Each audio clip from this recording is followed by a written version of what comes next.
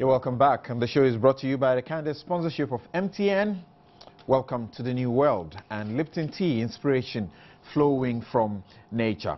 Now let's now deal with a very final issue, and I've been asking the question whether or not the NARCOPS boss, that's the Narcotic Control Board, whether the boss, Akresi Sapon, his suggestion for a debate towards decriminalization or decriminalizing marijuana is his way of overcoming his frustrations with enforcing that particular law.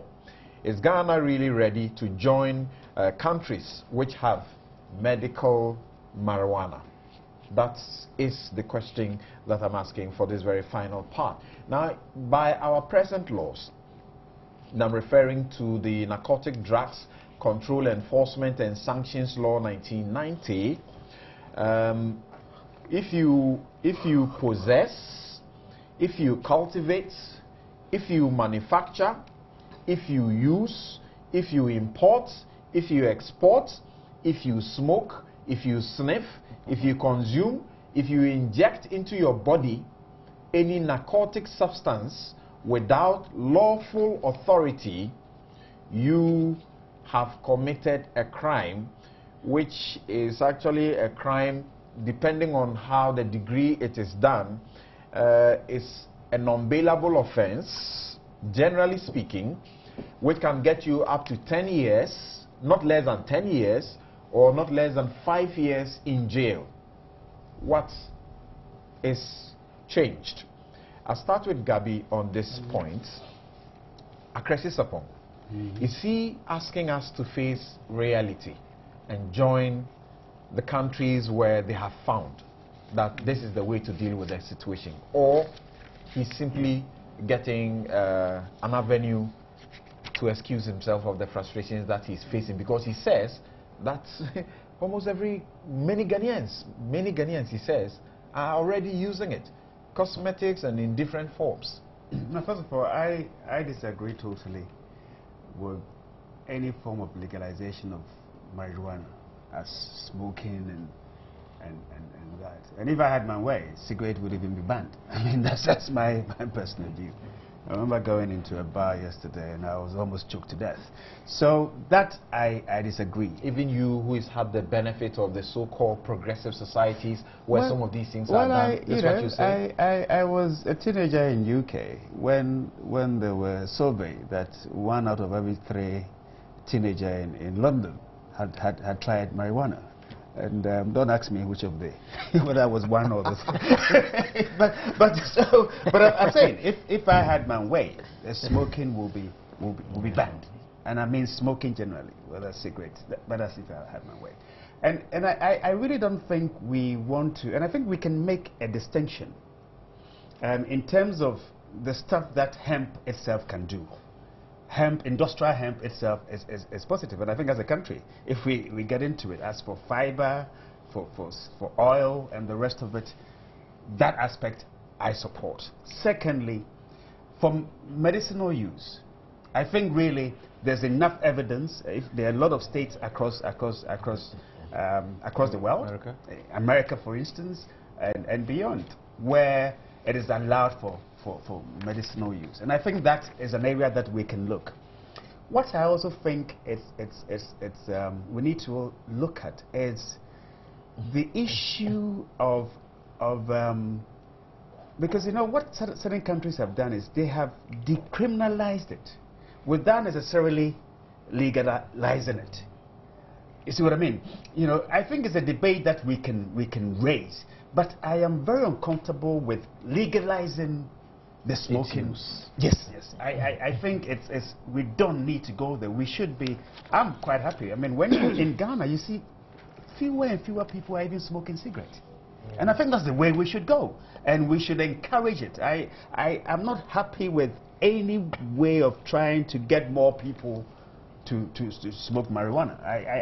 I'm totally in disagreement with that. But I think also the punishment for the use of marijuana is too excessive. I mean, you go to court. Sometimes somebody is caught with about 3-6 pieces and is given 5 years. You know, and really, you are turning that person into a hardened criminal. So those things have to be looked at.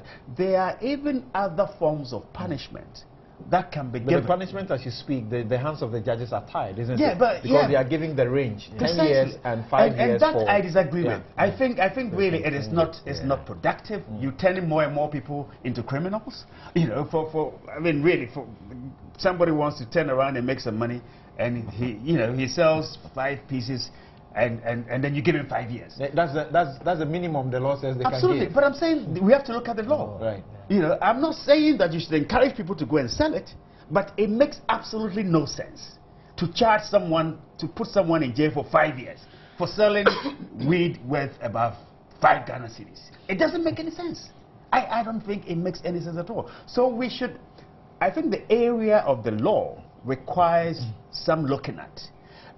If there's evidence that we have the capacity for it to be used responsibly for medicinal purposes. Do you think that we have that capacity? That's the first question. Saying, if there's evidence. I'm not claiming to know, because those things there's several countries across the globe, Switzerland, states in the US, several countries across the globe where it is allowed for medicinal use. I think Uruguay is the only country in the world where it is legal for transportation, legal for smoking, legal for selling, legal for buying. You know, Uruguay is the only country in the world. But I think that we should look at it because there's a lot of evidence that it helps certain people who are suffering from certain, especially relieve their pain. And if there's evidence to that effect, I don't think we should shut our minds to it. But beyond that, I'm totally against legalizing the smoking of it. Yes. What's your question? I don't have a question for you. You just turned and looked at me. The question is already on the table. So Samson, let's assume that, no, it's not an assumption. His frustration is that it is being used everywhere and it's going underground. People are using it. I don't think that is sufficient to ask for its legalization. Because there are many thieves. And I also know there are many armed robbers. So should we call for the legalization of stealing and all those things? Indeed, FGM is one such practice which has been banned, but people still do it underground. FGM, female genital mutilation. And so I don't think that that should be the reason for which. Why? We were told. But what he's saying is true, that there's a widespread use of it. You have been to a village recently. Let's not play the ostrich about it. People take it. Frustration. People take it. People who hire people to farm buy it for the laborers. They have to sniff it and feel very energized to do their work. I know that for a fact. Right. I know that for a fact. But the reasons for which he's asking for its legalization, for me, does not sit well with me as a legal practitioner, you know. If the debate is to look at how to rehabilitate persons who are in such a situation, but to say that we should legalize, I thought that some of the reasons for its ban was it has a health hazard. Suddenly has the health hazard thing become non-existent again?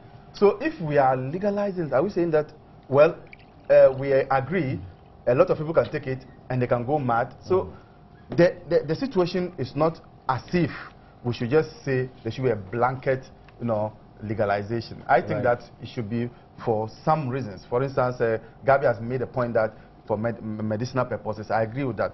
But to open the floodgates, you see, sometimes you are not ready for the floods. And when you open it, we don't even have these medical facilities, this what do you call them? Rehab centers. And you are asking people to take it. I think that he has to. Sure how many people actually go I to don't know rehab whether he's expressing his frustration for his inability to clamp down upon it. If it is about that, then we need to strengthen his institution. If it's about his inability to clamp down upon it, let's strengthen the institution and let's give him more support to be able to clamp down upon it. but not a legalization. Samson, a quick one. You know, in this country, you're lawyers. we don't make a distinction between hard drugs and soft drugs. Right. And it's a very serious issue. Now, Godwin, tell me this. The law, if you read Section 5, or is it 6? Section 5 says, use of narcotic drugs prohibited. Section 5, subsection 1 says, no person shall without lawful authority, underline without lawful authority, or excuse. So there can be lawful authority, there can be excuse for smoking, sniffing, consuming, or injecting it into your body, or administering narcotic drugs on your body or otherwise. Tell me, this law, where in this country is provision made for it? So that, he said, if we're looking at the discussion, so that we would make provision for those who really need help about it. There's someone who needs it to survive. He has proof that this is what he needs. You are familiar with Nyameneba versus the state case. They were growing it as a religious sect, using it for their own purposes without knowing that it is this substance you call it so. And this brings to mind a case I have also read about the same thing. Right.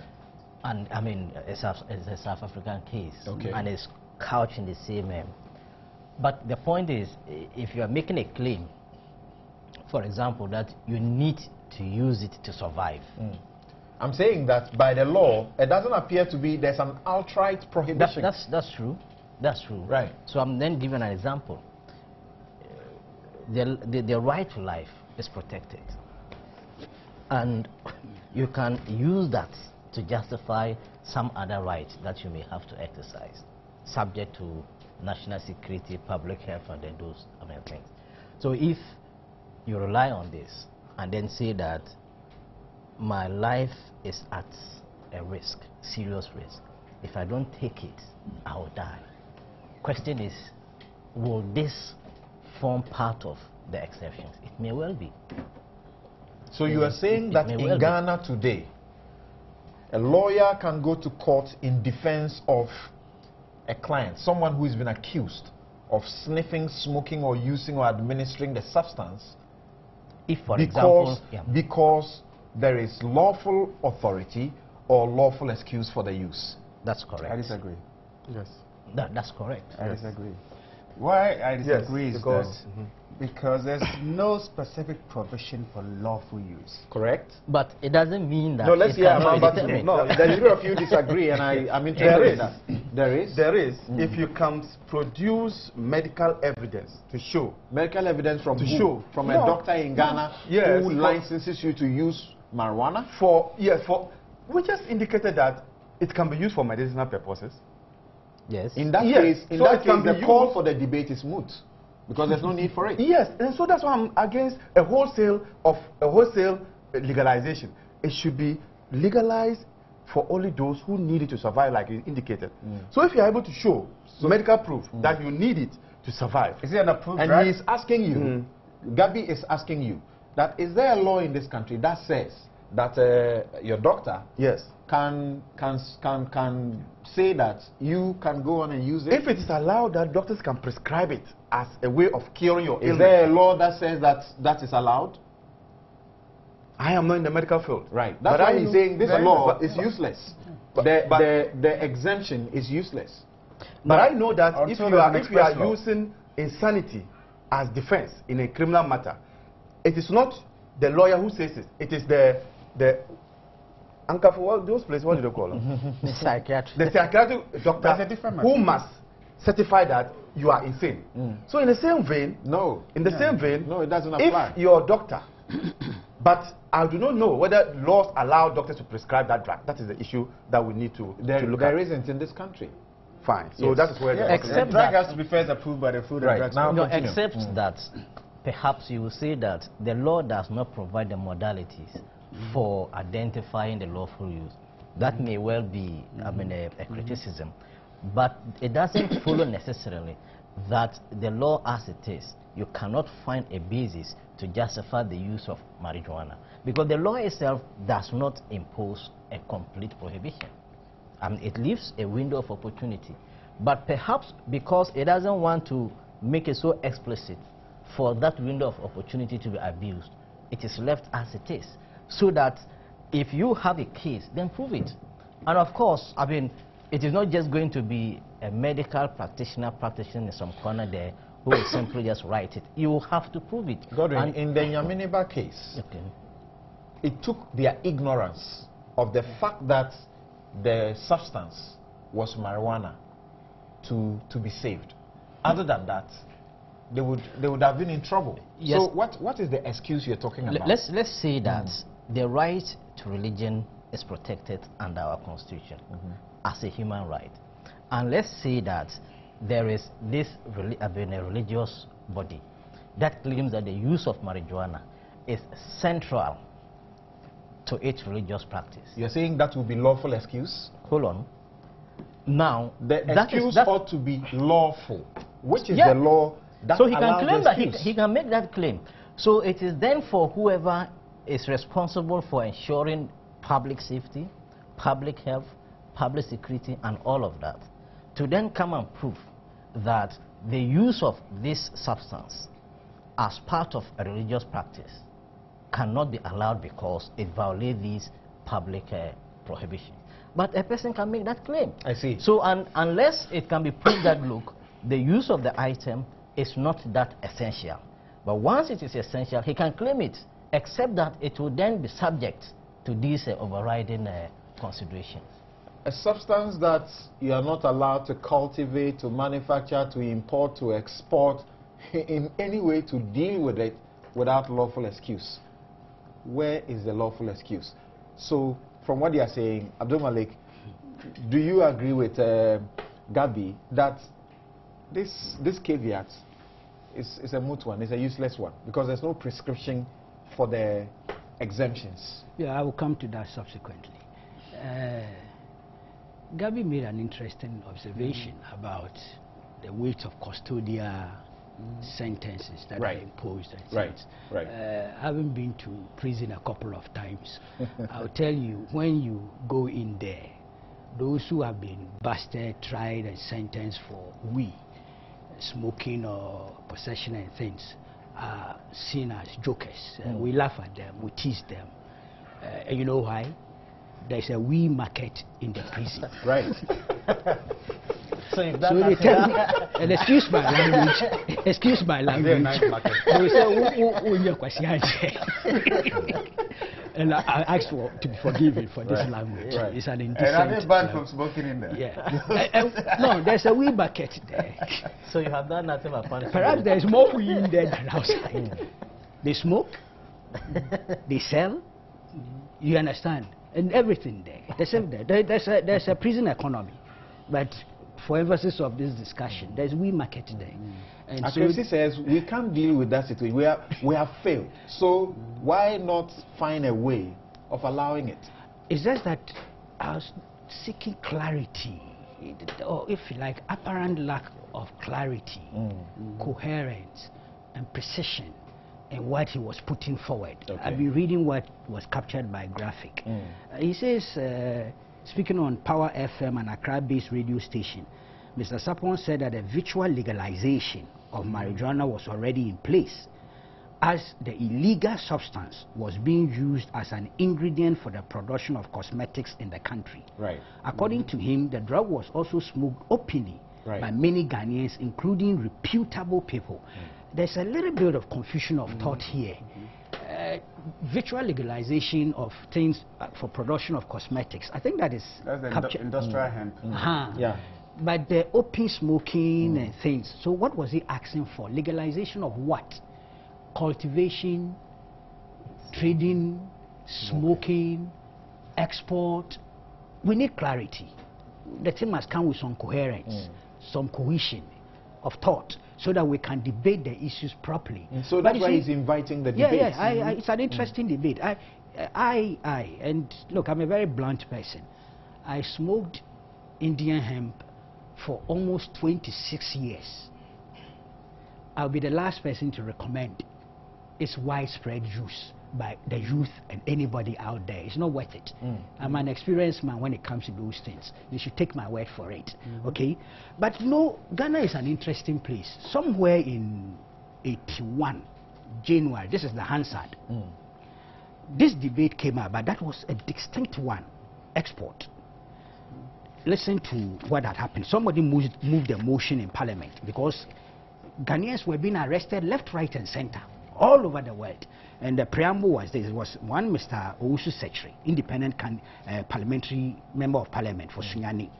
He says, Mr. Speaker, the incidence of hemp smoking is on ascendancy among Ghanaians both at home and abroad. In 1977, a colonel in the Ghana Army was reported to have been arrested at the Beirut International Airport for allegedly smuggling Indian hemp. Again in 1977, a Ghanaian medical doctor was arrested at Heathrow Airport in London for smuggling Indian hemp into Britain. He was jailed. About 2 weeks ago, 4 Ghanaian housewives were arrested at the Kotoka International Airport for allegedly carrying Indian hemp on them. On 20th January 1981, 2 ladies were also arrested at the Kotoka International Airport with Indian hemp tied around their bodies, allegedly being smuggled out of the country. When he said this preamble, the debate ensued. Then, interestingly, Mr. P.K. Owusu-Ansah, PFP, Wenchi East, he made a lot of submission. Then he came to this point. He said one approach would be to exploit the possibility of liaising with certain countries whose laws legalize the importation of Indian hemp.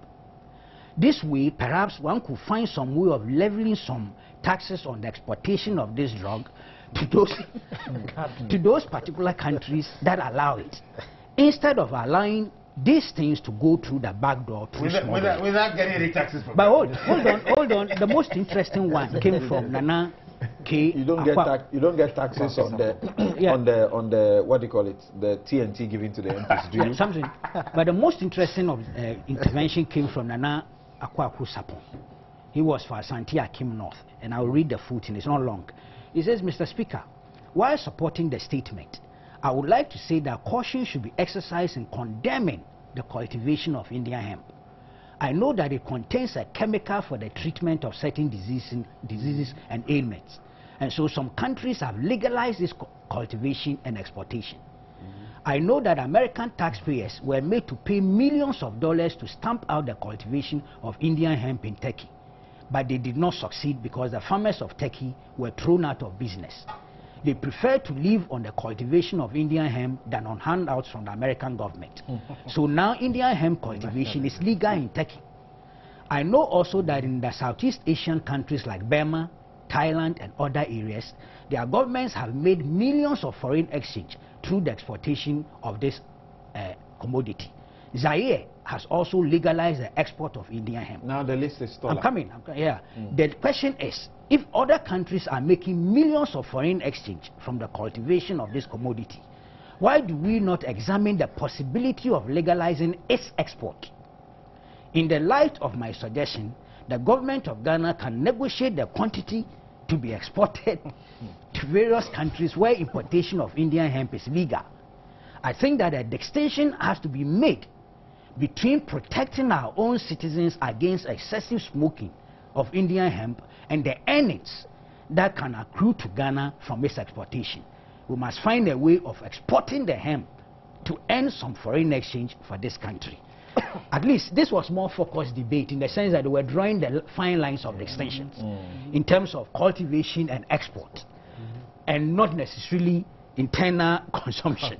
But I'm also told that Ghana's the quality of Ghana's. This is actually not different from what Secretary Sapon was saying, because he spoke about the exportation and everything else. He said that, like Gabi, he said personally he's against legalization. And I'm told that the quality of our weed in Ghana is very high. Just as how do you know that? So I told you. Actually, you know it.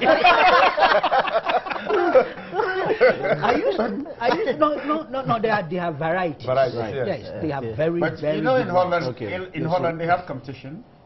Really? You can imagine the judges after going through 3 different. Okay, sorry. This is morning radio, prime time. No. Radio. But the point is that I'm recommending that it ought not to be legalized, especially if it's in terms of allowing people to smoke it. But because can we look it's at implied here.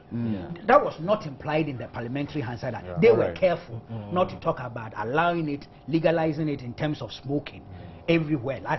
It's implied. Even though Akresi was careful, he didn't say let's do that. He said let's debate it. Right. Yeah. And look at the merits or demerits. But we can look at the debate of decriminalization, at least partially, and also the sentencing. I think that's atrocious, really. Yeah. Okay. It's not progressive at all. I see. When you have a wee market in the prisons. Let me take a few messages at this point. This is Nana Aye Boafo in Tema. He says Akresi Sapon should come to Tema Site 2 and see how marijuana has destroyed the youth. You will be shocked. I'm disappointed in him. Legalization or not in Ghana. Okay, David Kumasi says if we are using it in a medical way, it is going to be imported or bought. Is it going to be imported or bought locally? Well, like you have been told, there are sufficient enough, plantations around this country. The police have gone to certain places. But you can have regulated cultivation. Yes, right. That's regulated cultivation. So it means you are legalizing cultivation to some extent. Joshua from WA says, when Kweku, when did you stop taking it? Okay. You want to answer that? You stopped long ago. No, he said something. I said 26 years. I started from 1967. So we should calculate when I was 13. Do your mathematics. Okay. Thank you very much. Thank you very much. Okay, we're saying what next? Right. Thank you very much for your messages. I gather that there are... Did Peter Tosh have any influence? All of them. There are a number of them also, but that have to do with the NPP, Nanado, and Free SHS, and the issue of the corruption matters. Right. You're still here on Newsfile. This is your most authoritative news analysis show. And thank you very much for all the inputs that you are making onto the show. This is brought to you by MTN. That is everywhere you go. And now we say welcome to the new world. Lipton tea, inspiration flowing from nature. Errata Motors, that is where you get the best vehicles for the cheapest prices. And also Star Assurance, they are your solid partner. Now, I was going to ask you, Godwin, that now he says this is a debate we should have. Should we have it? How should we go about it? There is evidence that it has harmful effects, but there is also evidence that it can be put to good use. The debate then is, how do we get the good aspects of it without experiencing the bad aspects of it? That can be how to approach the debate, but not that it is widely used. I mean, the wide use of it cannot be a basis, but the debate should focus on how do we get the most out of it without, getting ourselves destroyed. Promiscuity is widely used. Which is the reason why I think the law as it is now, perhaps we need to debate the modalities for determining or ascertaining the lawful authority, in what circumstances and what control situation do we obtain that lawful authority. Is lawful authority or lawful excuse? Excuse. Right. You see, the law, the framers of the law envisage some use of marijuana or narcotics. And that is why the law, in its language, said that without lawful use or authority, you can't use it. Right. So when you interpret the law, it will tell you that even those who framed the law knew or anticipated that there could be some instances where the use of it will be allowed. We have spoken about that. Yes. But the use ought to be lawful and the excuse ought to be lawful. The authority upon which you are using it ought to be lawful and the excuse ought to be lawful. Doesn't that presuppose that there ought to be a law that tells you that this is how it is lawful to use, or this constitutes that's lawful excuse? You mentioned a case, that is the Nyaniba's case. What's the name? Yes, Nyaniba versus the state. Good. And you saw the judge in that case use his own discretion and left the people off the hook. In normal legal jurisprudence, you wouldn't have had a judge, you know, leaving those people to go scot-free. No, he used a cardinal principle of law. Which is what? Ignorance of the fact. It's not ignorance of the law.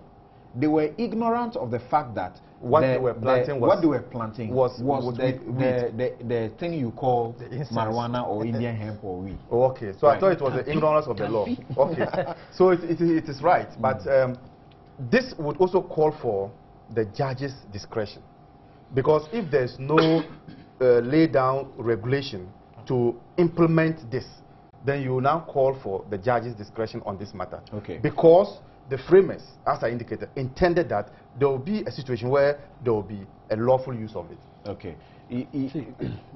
I was also going to ask you and Gabi to finish up and tell us, how should the debate be had?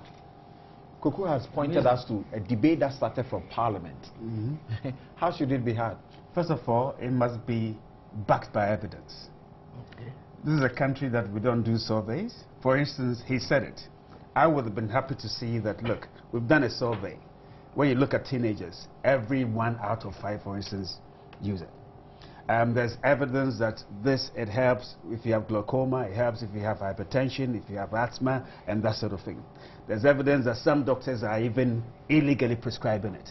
You know, there's evidence that this is what it does and blah, blah, blah. Some people are getting rid of their cocoa farms to grow. You know, so I think it has to be evidence-based. Absolutely. I think that's how we should begin it. And then we should also look at evidence from elsewhere, where it's been decriminalized, for instance, and the impact of that decriminalization. I've been following Dr. Gupta, the CNN's correspondent, medical correspondent, and he's been doing a fantastic job with medical marijuana. Absolutely. So let's look at all that, because look, industrial hemp is the major business, you know, in terms of fiber, for seed, you know, and oil and all that. They are all sort of stuff that we can even look at it as a business. The fiber from it is thicker than other fiber. Okay. So we can look at all that as far as I'm concerned. But also the criminalization, I think. You have spoken about that. Now, the debate cannot be disorganized. It ought to be organized. Yeah. Civil society, or who is going to sponsor it? No, it should be focused, and that's it. The NACOB boss definitely, and together with his outfit, will be part of this whole process. But it should be focused. It shouldn't be thrown into the marketplace for everybody to talk some. We need the experts, the pharmaceutical industry, those who will need it for those things, the psychiatric profession, they ought to be brought on board. All these things must be done before it even gets to Parliament, if there's the need for any legislation or amendment of the legislation. So it should be a focused thing with the expert-driven, you know, people who know the thing to deal with it. When it comes to the area of smoking and its negative effects, some of us could be contracted to give our experiences. But look, alcohol is more dangerous than marijuana. I am told so. Alcohol is more dangerous than marijuana, but we allow it. You know, we need to look at all that. And I would even recommend that we somehow even expand the debate. You know, because alcohol really... No, expanding the debate, you hide the... that tree. The ganja tree. You hide it. Very interesting there. This one says that when President Obama was quoted as saying that marijuana was less harmful than alcohol, I knew that America had found a foreign exchange and we must ban its importation vigorously. If the Ghana weed is a grenade, the American one is a nuclear bomb. Mando Francis from Saboba writes, even if we must be legally used, doctors should factor it into their drugs and not individual Ghanaians. Absolutely. This one says, Kweku, how? Okay, I've read that. This is a different one. Say, how did you stop? Somebody needs help. You need help, and you want advice from Kweku. Self-discipline. Self-discipline. Yeah. Self-discipline. And if you go to a stage, you really are doing more serious things. Right. The politics had become very focused. I mean, journalism, all those serious things took one away from, you know, the other. And apparently it can affect your sex life too. Well, in my case, it was rather...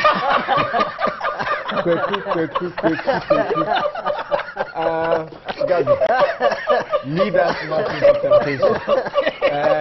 Thank you very much. My guests have been Abdul Malik Okubaku Jr., who is the editor-in-chief of the New Crusading Guide newspaper, Abraham Amalba. He is a member of the NBC legal team, and he is a lecturer. Godwin Adawane is a lecturer and a private practitioner, law. Gabi Asare Ochridako is the publisher of the New Statesman newspaper and is a consultant who is based in the United Kingdom. Samson Ladi Anyanini. What does he want here? Yes, his hometown. Oh, he's based there. You know, Gabi, these days, you should follow him. You know, he's not always in town. But he drives in and out of town as if here to Accra and we bring investors. London. We bring investors. Yes, yes. Except the only thing that's up is the dollar. Okay. Thank you very much. This show, as always, is brought to you by MTN. Welcome to the new world, Errata Motors, and also Lipton Tea, inspiration from nature. And my outfit, as always, and as you see, those of you watching on TV, you see the Latida numbers there. Call them, and you will get very well dressed by Latida. They'll just call you, and take your measurements and everything, and take good care of you. The show is repeated. There's a repeat broadcast at 9:30 p.m. on this same platform, and you could also watch it on the Sky, ABN TV on the Sky platform in London or elsewhere in Europe. The show was produced by Sedem Ofori with the assistance of Emmanuel Ante, Samuel Odame, Nicholas, and Abubakar Yaya as well. Thank you very much. Have a good afternoon. The news is up next.